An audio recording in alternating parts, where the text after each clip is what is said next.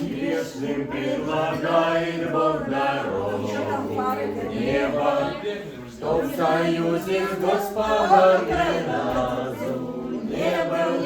Через Евангелие святое познавайте Бога, Он укажет всем тогда к спасению дорогу. Как во тьме ночной костер пылает жарко, вера наша во Христа пусть сияет ярко. Видит пусть весь мир узнает то, что мы евангельские христиане.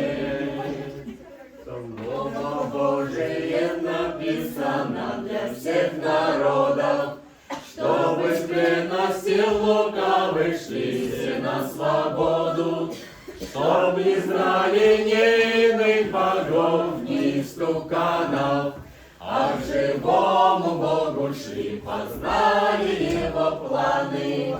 Как во тьме ночной костер пылает жарко, вера наша во Христа пусть сияет ярко. Видит пусть весь мир узнает